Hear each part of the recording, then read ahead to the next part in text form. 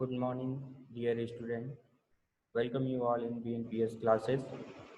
आज हम class second के वैल्यू एजुकेशन का फर्स्ट चैप्टर पढ़ेंगे। वैल्यू एजुकेशन यानी कि मंथन, उसका जो फर्स्ट चैप्टर है वो है ओ गॉड, हे ईश्वर, हे प्रभु, हे भगवान। ठीक है, तो इसमें हम पढ़ना स्टार्ट करते हैं। Where is God asked the disciple. Disciple का मतलब होता है शिष्य। शिष्य ने पूछा, भगवान कहाँ हैं? Everywhere, in everyone and everything, said his गुरु।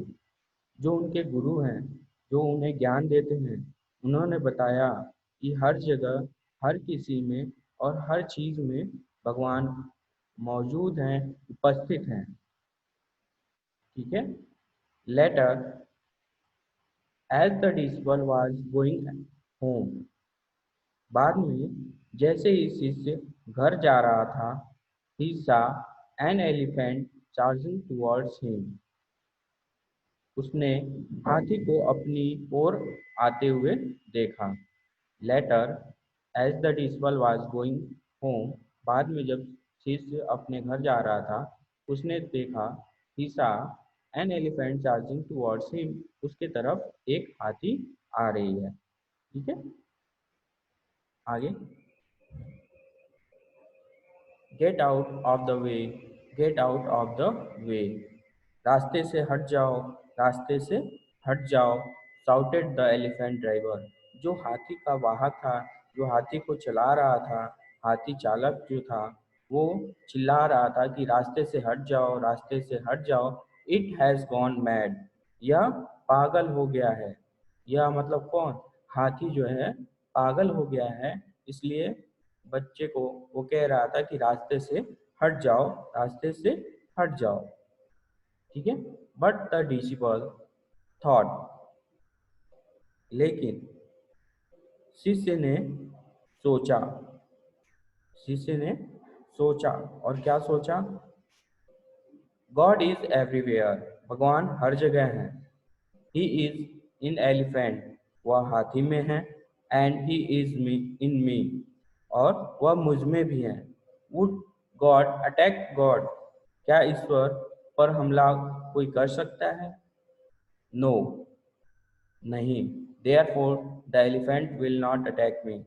नहीं, कोई ईश्वर अपने आप पे या दूसरे ईश्वर पे हमला नहीं कर सकता है। इसलिए हाथी मुझ पे अटैक यानी कि आक्रमण नहीं करेगी। ठीक है, आगे।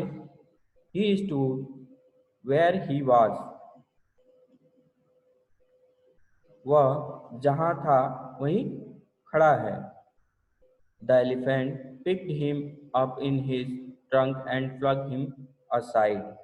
हाथी ने उसे अपनी सूंड से उठा लिया और उसे एक तरफ कर दिया। Fortunately,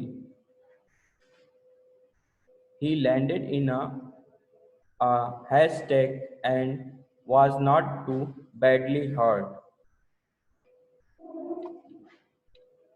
हाथी ने जब उसे सूंड से उठा लिया और उसे एक तरफ कर दिया, तब उसके बाद सौभाग्यतः, फॉर्चुनेटली का मतलब होता है सौभाग्य से या सौभाग्यतः, ही लैंडेड इन अ हैशटैग। वह घास के मैदान में उतर गया। And was not too badly hurt. और उसे ज़्यादा बुरी तरह से घाव नहीं लगा।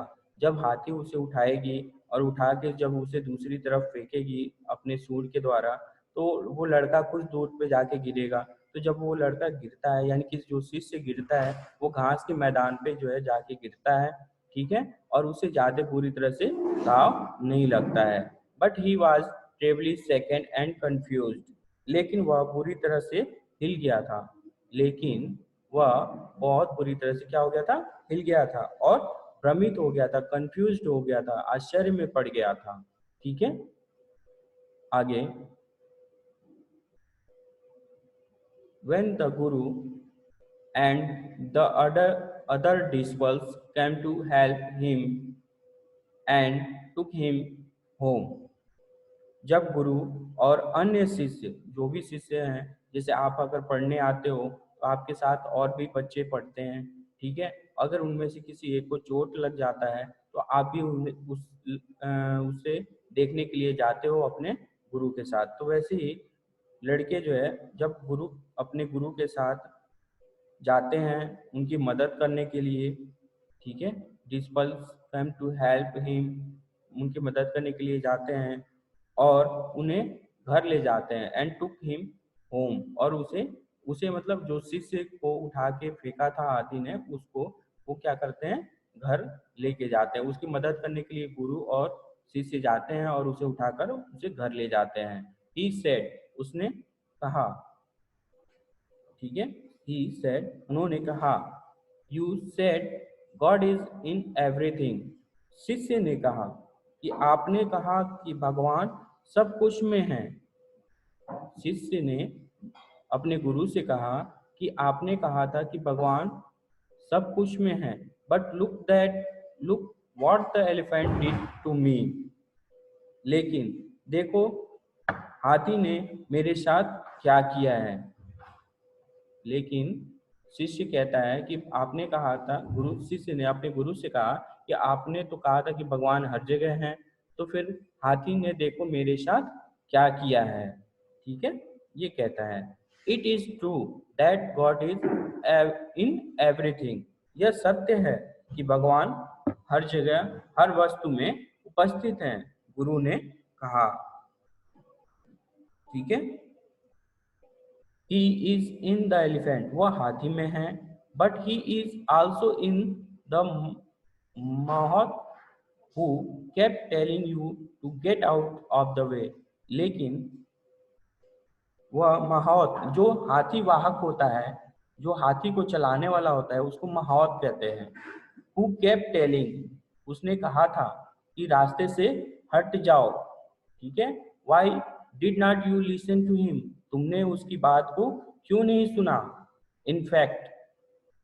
In fact God is everywhere and in fact, वास्तव में भगवान हर जगह हैं, और ही इज इन एवरीथिंग, और वह सब कुछ में है, लेकिन you should follow the instruction if anyone instructs you, लेकिन यदि आप किसी को निर्देश देते हैं या आपको कोई निर्देश देता है तो उस निर्देश का हमें पालन करना चाहिए। इस कहानी से हमें ये शिक्षा मिलती है कि जब भी हमारे गुरु हमें कोई शिक्षा देते हैं, कोई अच्छी सलाह देते हैं, तो हमें उस बात को माननी चाहिए, उस कार्य को करना चाहिए। ये नहीं कि आज हमें जो शिक्षा मिले उसे हम व्यर्थ ऐसे ही जाने दें, व्यर्थ कर दें, तो ऐसा नहीं करना चाहिए। हमें सबकी बातों को सुनना चाहिए, हमें अपने से बड़े सभी लोगों की बातों को सुनना चाहिए, खास तौर पे अपने माता पिता, भाई बहन और अपने गुरु की बात को समझना चाहिए कि वो क्या कहना चाहते हैं, क्या शिक्षा देना चाहते हैं, और उस हिसाब से अपने कार्य को करते रहना चाहिए, ठीक है। यही इस पाठ से हमें सीख मिलता है, ठीक है। तो आज के लिए इतना ही। Thank you so much. बाकी के नेक्स्ट क्लास में।